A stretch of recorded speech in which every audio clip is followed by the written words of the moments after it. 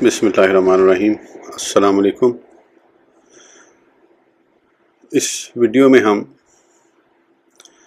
किताब तफसीर इब्न कसीर को आगे कंटिन्यू करेंगे। इसका नाम ज़ियाउल कुरान भी है। तो शुरू करते हैं।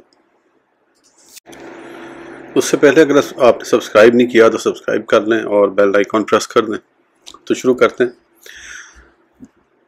इसकी मुतअद्दिद दलीलें ज़िक्र की हैं। अगर ये मुश्तिक होता तो उसके मायने में बहुत से अफराद की शिरकत होती। फिर इस लफ्ज़ को बतौर मौसूफ लाया जाता है और उसकी बहुत सी सिफ़ात ज़िक्र की जाती हैं। जैसे आप कहें अल्लाहुर रहमानुर रहीमुल मालिकुल कुद्दूस। ये इस बात की दलील है कि ये मुश्तिक नहीं है। कुरान में एक जगह जो अल अज़ीज़ुल हमीद हमीदुल्लाह यानी अज़ीज़ व हमीद के रास्ते की तरफ वही अल्लाह सूरह इब्राहीम आता है, वहाँ ये अतफ बयान है।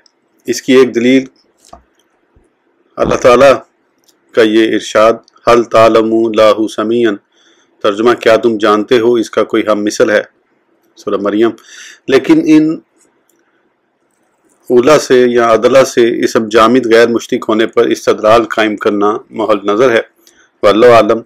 बाज़ लोगों ने यह बयान किया है कि इसम अल्लाह इब्रानी लफ्ज़ है, लेकिन राजी ने इस कौल की तज़ीफ़ की है और फिल वाक़या इस कौल को ज़ईफ़ करार देना भी चाहिए। ये कौल ज़िक्र करने के बाद राजी लिखते हैं मखलूक की दो किस्में हैं। नंबर एक, वो जो मार्फत के बहर नापैदा किनार के साहिल पर पहुँचे और विसल खुदाबंदी से फैज़याब हैं। नंबर दो, जो विसाल हरीम ज़ात से महरूम हैं और हैरत की घटाटूप तारीकियों और जहालत व ला इल्मी की वादियों में टामक टोइयाँ खा रहे हैं।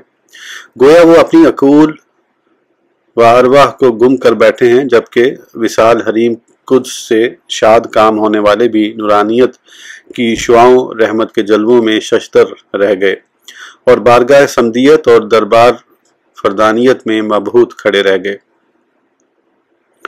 पता चला कि सारी मखलूक उस ज़ात व अलसिफ़ात की मार्फत हकीकी से आजिज़ है। खलील बिन अहमद से एक रिवायत ये भी है, चूँकि सारी मखलूक उसके दरबार में वारिफ्ता और गुम है, इसलिए ये नाम दिया गया। ये भी कहा गया है कि ये इर्तफ़ा बुलंदी से मुश्तिक है। अहले अरब हर बुलंद चीज़ को लाहा कहते हैं। जब सूरज तुलू हो जाए तो कहते हैं लाहत। ये भी कहा गया है कि ये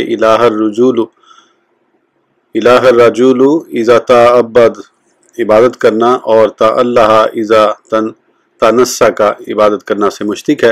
इब्ने अब्बास ने इस आयत को यूँ पढ़ा है वा यज़ारा का वा इलाहता का। ये असल में इलाहा था। हमजा फ़ा कलमा को हज़्फ़ कर दिया। दो लाम अलिफ लाम और कलमा का लाम जमा हुए, दोनों को एक दूसरे में मदगम कर दिया। एक लाम मशदद बन गया, ताज़ीमन कहीम के साथ पढ़ा और अल्लाह कहा गया। अर्रहमान रहीम दोनों मुबालगे के सीगे हैं। रहमत मज़दर से मुश्तिक हैं, लेकिन रहमान में रहीम की निस्बत ज़्यादा मुबालगा है। इब्न जरीर के कौल से तो मालूम होता है गोया इन दोनों पर इत्तफ़ाक़ है। बाज़ सल्फ़ सालिहीन की तफसीर से भी यही महसूस होता है, जैसा कि वो असर उससे पहले गुजर चुकी है कि हज़रत ईसा अलैहिस्सलाम ने फरमाया रहमान से मुराद दुनिया व आखिरत दोनों में रहम करने वाला और रहीम से मुराद रहीम अल आखिरा आखिरत में रहम करने वाला है। बाज़ उलमा का ये ख्याल है कि रहमान गैर मुश्तिक है, क्योंकि अगर ये मुश्तिक होता तो उसके साथ मरहूम का लफ्ज़ आता। हालांकि कुरान करीम में है वकाना बिलमुमिनीना रहीमन, और वो मोमिनों पर हमेशा रहम फरमाने वाला है, सूरह अहज़ाब। इब्ने अंबारी ने मुबरत से नकल किया है कि रहमान अरबी लफ्ज़ नहीं बल्कि ये इब्रानी है। अबू इसाक ज़ज्जाज मायनी अल कुरान में लिखते हैं अहमद बिन यही का कौल है कि रहमान और रहीम दोनों अरबी लफ्ज़ हैं, इसीलिए दोनों को जमा किया गया है। लेकिन अबू इसाक फरमाते हैं कि इस कौल को दिल तस्लीम नहीं करता। कुर्तुबी इसके इश्तिकाक की दलील इस हदीस को बनाते हैं, जिसकी तखरीज व तस्हीह तिरमिज़ी ने की है।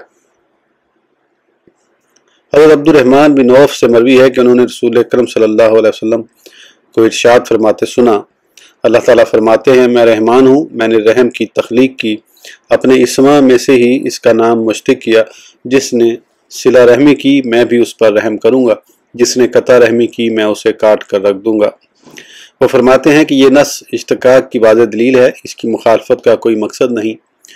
فرماتے ہیں کہ اہل عرب کا رحمان کے اسم کا انکار کرنا ان کی جہالت کا کرشمہ ہے۔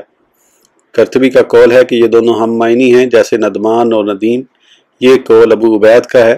ایک قول یہ بھی ہے کہ فعلان فعیل کی طرح نہیں ہے، کیونکہ فعلان سے صرف مبالغے کا صیغہ ہی آتا ہے، جیسے تو کہے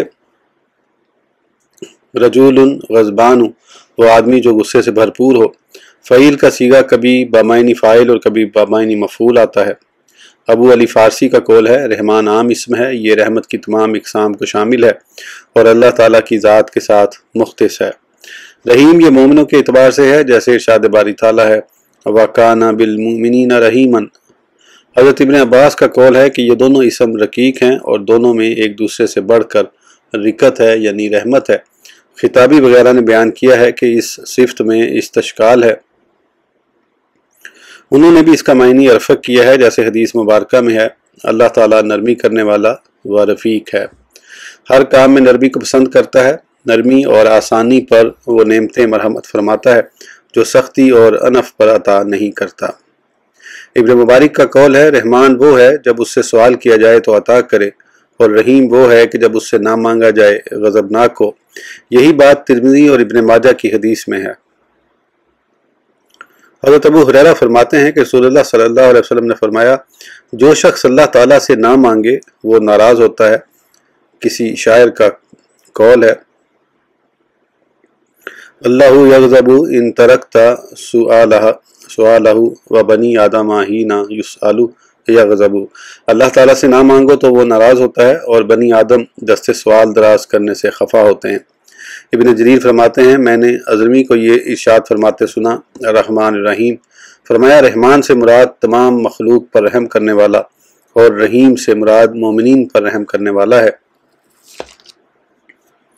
اسی لیے فرمایا الرحمن علی العرش استوی، سورہ طٰہٰ۔ ترجمہ وہ بےحد مہربان کائنات کی فرمانروائی کے تخت پر متمکن ہوا۔ ایک اور جگہ فرمایا ثم استوی علی العرش الرحمن، سورہ الفرقان، پھر وہ متمکن ہوا عرش پر جیسے اس کی شان ہے، وہ رحمان ہے۔ استوا کے ساتھ رحمان کا لفظ ذکر کیا تاکہ رحمت اس کی تمام مخلوق کو شامل ہو سکے۔ فرمایا وَكَانَ بِالْمُؤْمِنِينَ رَحِيمًا، مومنین کو رحیم کے لفظ سے متصف فرمایا۔ فرماتے ہیں پس یہ اس بات کی دلیل ہے کہ رحمان میں مبالغہ رحیم کی نسبت زیادہ ہے، کیونکہ یہ وہ رحمت ہے جو دارین یعنی دنیا و آخرت میں تمام مخلوق کو شامل ہے، اور رحیم کی رحمت مومنین سے خاص ہے، لیکن ایک معصور دعا کے الفاظ میں رحمان الدنیا والآخرہ و رحیمہما آیا ہے۔ رحمان یہ نام اللہ تبارک و تعالیٰ کے ساتھ خاص ہے، کسی دوسرے کو اس نام سے موسوم نہیں کیا، جیسے ارشاد ہوتا ہے ادعوا اللہ عابد الرحمن ایما تدعوا فلہ الاسماء الحسنی، سورہ بنی اسرائیل۔ آپ فرمائیے یا اللہ کہہ کر پکارو یا رحمان کہہ کر پکارو، جس نام سے اسے پکارو اس کے سارے نام ہی اچھے ہیں۔ اور ارشاد فرمایا وَاسْأَلْ مَنْ أَرْسَلْنَا مِنْ قَبْلِكَ مِنْ رُسُولِنَا أَجَعَلْنَا مِنْ دُونِ الرَّحْمَنِ آلِهَةً يُعْبَدُونَ، سورہ زخرف۔ اور آپ پوچھئے ان سے جنہیں بھیجا ہم نے آپ سے پہلے اپنے رسولوں سے، کیا ہم نے بنائے ہیں خداوند رحمان کے علاوہ اور خدا تاکہ ان کی پوجا کی جائے۔ جب مسلمہ کذاب نے ناپاک جسارت کی اور اپنے آپ کو رحمان یا ماما کے لقب سے موسوم کیا تو اللہ تعالیٰ نے اسے جھوٹ کا لباس پہنا دیا، اس کا یہ لقب معروف ہو گیا بلکہ اس کے نام کا جز بن گیا۔ اب اسے مسلمہ کذاب کے نام سے پکارا جاتا ہے اور جھوٹ میں اس کی طرف تشبیہ دی جاتی ہے۔ شہری دیہاتی اور بدو سب اسے پہچانتے ہیں۔ بعض علماء کا یہ قول ہے کہ رحیم میں رحمان کی نسبت زیادہ مبالغہ ہے، کیونکہ اس کے ساتھ تاکید لگائی گئی ہے۔ موقدہ جس کی تاکید لگائی جائے، موقدہ جس کے ساتھ تاکید لگائی جائے سے زیادہ قوی ہوتا ہے۔ اس کا جواب یہ ہے کہ یہ تاکید ہے ہی نہیں بلکہ یہ تو صفت ہے، اور صفات میں ان کا ذکر کردہ قاعدہ جاری ہی نہیں ہوتا، لہذا تقدیر کلام یوں ہوگی اسم الذی لم یسمى بہ احد غیرہ، اللہ کا وہ نام جس کے ساتھ کسی دوسرے کو موسوم نہیں کیا گیا۔ پہلے صفت رحمان ذکر کی کہ یہ نام رکھنا بھی لوگوں کو ممنوع ہے، جیسے ارشاد فرمایا قل ادعوا اللہ عابد الرحمن ایما تدعوا فلاح الاسماء الحسنہ سورہ بنی اسرائیل۔ صرف مسلمہ نے ہی یہ نام رکھنے کی جسارت کی تھی، اس کے گمراہ ساتھیوں کے سوا کسی نے اس کی پیروی نہ کی، لیکن رحیم کے وصف سے خود اللہ تعالیٰ نے بھی دوسروں کو موسوم کیا ہے۔ فرمایا لقد جاءکم رسول سے لے کے بالمؤمنین رؤوف الرحیم سورہ توبہ۔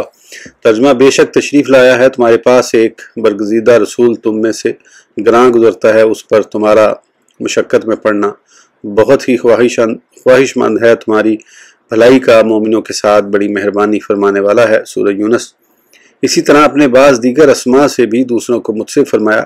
ارشاد ہوتا ہے انا خلقنا الانسان من نطفۃ امشاج نبتلیہ فجعلناہ سمیعا بصیرا سورہ دہر۔ بلا شبہ ہم نے ہی انسان کو پیدا فرمایا ایک مخلوط نطفے سے تاکہ ہم اس کو آزمائیں، پس اس غرض سے ہم نے بنا دیا ہے اس کو سننے والا، دیکھنے والا۔ اس آیت میں انسان کو سمیع و بصیر کہا جو کہ اللہ تعالیٰ کی صفات ہیں۔ خلاصہ بحث یہ ہے کہ اللہ تعالیٰ کے بعض اسماء ایسے ہیں جن سے دوسروں کو متصف کیا جا سکتا ہے، اور بعض اسماء ایسے ہیں جن کا اطلاق اس کے سوا کسی دوسرے پر نہیں ہو سکتا، جیسے اللہ، رحمان، خالق، رزاق وغیرہ۔ اسی لیے پہلے اپنا نام اللہ ذکر کیا، پھر اس کی صفت رحمان ذکر کی، کیونکہ یہ رحیم سے خاص اور زیادہ معروف ہے، کیونکہ قاعدہ یہ ہے کہ پہلے سب سے عمدہ نام سے ابتدا کی جاتی ہے، لہذا پہلے سب سے زیادہ خاص نام ذکر کیا، پھر اس سے خاص۔ اگر یہ اعتراض کیا جائے کہ جب رحمان میں رحیم کی نسبت زیادہ مبالغہ موجود ہے تو پھر اسی پر اکتفا کیوں نہ کی گئی، ساتھ رحیم کو کیوں ذکر کیا گیا؟ اس کے جواب میں حضرت عطا خراسانی کا قول پیش کیا جا سکتا ہے، جس کا مفہوم یہ ہے کہ جب کفار نے غیر اللہ کو بھی رحمان سے موسوم کرنا شروع کر دیا تو رحیم کا لفظ ذکر کیا تاکہ کسی قسم کا وہم و گمان شائبہ تک نہ رہے۔ رحمان و رحیم تو صرف اللہ تعالیٰ کا نام ہے۔ ابن جریر نے اس قول کو ذکر کیا ہے، اس کی صحیح توجیہ کا علم تو صرف اللہ تعالیٰ کی ذات کو ہی ہے، واللہ عالم۔ بعض لوگوں کا یہ قول ہے کہ عرب رحمان سے واقف ہی نہ تھے، حتیٰ کہ اللہ تعالیٰ نے اس آیت میں ان کی تردید فرمائی، قل ادعوا اللہ عبد الرحمن ایما تدعوا فلہ الاسماء الحسنہ سورہ بنی اسرائیل۔ اسی لیے صلح حدیبیہ کے دن جب رسول اکرم صلی اللہ علیہ وسلم نے حضرت علی رضی اللہ عنہ کو ارشاد فرمایا لکھو بسم اللہ الرحمن الرحیم، تو قریش کہنے لگے ہم رحمان اور رحیم کو نہیں جانتے، رواہ البخاری۔ بعض روایت میں ہے ہم رحمان یمامہ کے سوا کسی کو نہیں جانتے۔ ارشاد باری تعالیٰ ہے وَإِذَا قِيلَ لَهُمُ اسْجُدُوا لِلرَّحْمَنِ قَالُوا وَمَا الرَّحْمَنُ أَنَسْجُدُ لِمَا تَأْمُرُونَ وَزَادَهُمْ نُفُورًا سورہ الفرقان۔ اور جب کہا جاتا ہے انہیں کہ رحمان کے حضور سجدہ کرو، وہ پوچھتے ہیں رحمان کون ہے؟ کیا ہم سجدہ کریں اس کو جس کے متعلق تم ہمیں حکم دیتے ہو؟ اور وہ زیادہ نفرت کرنے لگتے ہیں۔ ظاہر ہے ان کا یہ انکار جہود، سرکشی اور عناد پر مبنی تھا، کیونکہ زمانہ جاہلیت کے عرب شعراء کے ہاں یہ لفظ ملتا ہے۔ ابن جریر لکھتے ہیں جاہلیت کے کسی جاہل مطلق شاعر کا قول ہے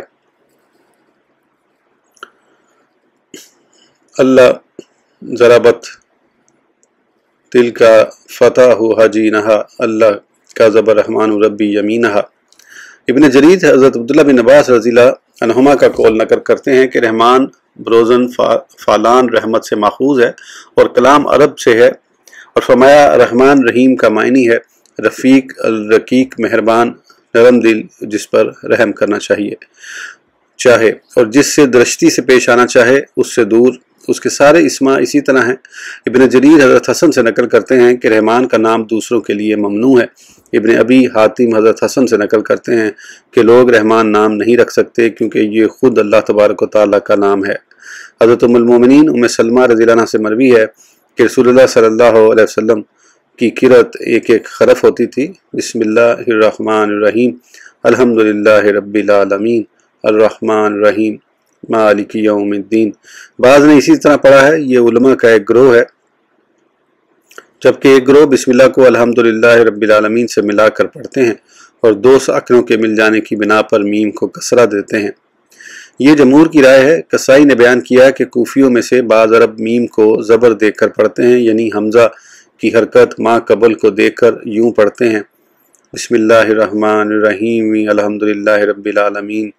حمزہ کی حرکت ما قبل کو دے کر اسے ساکن کر دیتے ہیں جیسے ارشاد باری تعالیٰ ہے الف لام میم اللہ لا الہ الا ہوا، الف لام میم اللہ وہ ہے کہ کوئی عبادت کے لائق نہیں سوا اس کے، سورہ آل عمران۔ ابن عطیہ کہتے ہیں میرے خیال میں زبر کی قرت کسی سے مروی نہیں۔ الحمدللہ رب العالمین، سب تعریفیں اللہ کے لیے جو مرتبہ کمال تک پہنچانے والا ہے سارے جہانوں کا۔ قرأ سبعہ نے الحمدللہ کے دال کو پیش سے پڑھا ہے۔ یہ مبتدا اور خبر ہے۔ حضرت سفیان بن عینیہ اور روبہ بن اجاج کے بارے میں مروی ہے کہ انہوں نے کہا ہے کہ الحمدللہ وال کی زبر کے ساتھ ہے، اس صورت دال کی زبر کے ساتھ ہے، اس صورت میں اس سے پہلے فعل محذوف ہوگا۔ ابن ابی ابلا نے الحمدللہ میں دال اور لام دونوں کو پیش سے پڑھا ہے، وہ لام کو دال کے تابع کرتے ہیں۔ لغت میں اس کے شواہد بھی ملتے ہیں لیکن یہ شاذ ہے۔ حضرت حسن اور زید بن علی رحمۃ اللہ علیہما سے مروی ہے کہ انہوں نے الحمدللہ دال اور لام دونوں کو پہلے کو دوسرے کے تابع کرتے ہوئے زیر سے پڑھا ہے۔ ابو جعفر جلیل لکھتے ہیں الحمدللہ کا معنی ہے شکر کی حقدار صرف اللہ تبارک و تعالیٰ کی ذات ہے، مخلوق میں سے کوئی بھی اس لائق نہیں، کیونکہ اس نے اپنے بندوں کو انواع و اقسام کی نعمتوں سے نوازا ہے جن کا شمار کرنا بھی ممکن نہیں۔ خود اس کے سوا کوئی دوسرا ان کی تعداد کو بھی نہیں جانتا۔ اس نے اپنی اطاعت کرنے کے اسباب عطا فرمائے، اسی نے تمام مکلفین کو فرائض کی ادائیگی کے لیے جسمانی نعمتیں دیں، پھر دنیا میں انہیں وسیع روزی دی اور زندگی میں طرح طرح کے انعامات و اکرامات عطا فرمائے، حالانکہ بندوں کا ان پر کوئی حق نہ تھا۔ ساتھ ہی اس بات سے بھی آگاہ فرما دیا کہ ہم ابدی زندگی میں جنت کی دائمی نعمتوں کے حقدار کس طرح بن سکتے ہیں۔ چنانچہ اول آخر تمام تعریفیں اسی رب جلیل کی ہیں۔ ابن جریر کہتے ہیں کہ الحمدللہ یہ کلمہ ثنائیہ ہے، اللہ رب العزت نے اس کے ساتھ خود اپنی ثنا کی ہے اور اس کے ضمن میں اپنے بندوں کو یہ تعلیم دی کہ تعریف کریں، گویا اس نے یہ فرمایا ہے کہو الحمدللہ۔ لکھتے ہیں ایک قول یہ بھی ہے کہ کہنے والے کا الحمدللہ کہنا اللہ تعالیٰ کے اسماء حسنی اور صفات عالیہ کے ساتھ اس کی حمد کرنا ہے، اور الشکر اللہ کہنا یہ اللہ کی نعمتوں اور اس کے احسانات کی ثنا کرنا ہے۔ پھر اس کی تردید کرتے ہوئے فرماتے ہیں کہ عربی زبان کے اسلوب کو سمجھنے والے یہ جانتے ہیں کہ حمد اور شکر کے الفاظ ایک دوسرے کی جگہ استعمال ہوتے رہتے ہیں۔ سلمی نے نقل کیا ہے کہ یہ مذہب امام جعفر صادق اور صوفیہ میں سے ابن عطا کا ہے۔ ابن عباس رضی اللہ عنہ فرماتے ہیں کہ الحمدللہ ہر شکر کرنے والے کا کلمہ ہے۔ قرطبی نے ابن جریر کے قول کی صحت کو ثابت کرنے کے لیے یہ دلیل بھی بیان کی ہے کہ اگر کوئی الحمدللہ شکر کہے تو یہ جائز ہے، لیکن ابن جریر کا یہ دعویٰ محل نظر ہے کیونکہ متاخرین میں سے کثیر علماء سے یہ بات معروف ہے کہ حمد سے مراد اس کی صفات خواہ لازم ہوں یا متعدی کی زبان سے تعریف بیان کرنا ہے، اور شکر صرف متعدی نعمتوں پر ہوتا ہے اور یہ دل، زبان اور جملہ ارکان سے ہوتا ہے۔ جیسے ایک شاعر کا قول ہے افادت کم الناماء منی ثلاثۃ یدی ولسانی وضمیر المحجبہ۔ لیکن اس بات میں اختلاف ہے کہ حمد و شکر میں سے کون سا لفظ عام ہے۔ تحقیق یہ ہے کہ ان دونوں کے درمیان عموم و خصوص کی نسبت ہے۔ حمد کا لفظ شکر سے زیادہ عام ہے، اس اعتبار سے کہ یہ جس پر واقع ہوں اس کے لیے یہ لازم اور متعدی دونوں پر آتا ہے۔ جیسے تو کہہ سکتا ہے حمدتہ، میں نے اس کی تعریف کی، اس کی شہسواری پر یا اس کی سخاوت پر، لیکن چونکہ یہ صرف زبان سے ہی ادا ہو سکتا ہے اس اعتبار سے یہ خاص ہے، اور شکر کا لفظ عام ہے کیونکہ قول، فعل اور نیت تینوں سے ادا ہو سکتا ہے جیسے پہلے گزر چکا ہے، اور یہ خاص اس لحاظ سے ہے کہ یہ صرف متعدی صفات پر ہی آتا ہے۔ یعنی یوں نہیں کہہ سکتے شکرتہ لفروسیاتہ، میں نے اس کی شہسواری پر اس کا شکر ادا کیا، لیکن یوں کہہ سکتے ہیں شکرتہ علی کرامہ و احسانہ الیہ، میں نے اس کے حسن سلوک اور جود و سخا پر اس کا شکریہ ادا کیا۔ بعض متاخرین کی تحریر کا یہ ماحصل ہے، واللہ علم۔ ابو نصر اسماعیل بن حماد جوہری کا قول ہے کہ حمد تعریف ضم یعنی مذمت کا متضاد ہے۔ جیسے تو کہے حامد الرجل احمدہ حمدن و محمداتن فہو حمید و محمود۔ تحمید حمد سے بھی زیادہ بلیغ ہے اور حمد شکر سے عام ہے۔ شکر کہتے ہیں کسی محسن کی دی ہوئی نعمتوں پر اس کا شکریہ ادا کرنا۔ کہتے ہیں شکرتہ و شکرت لہ، لیکن لام سے کہنا زیادہ فصیح ہے۔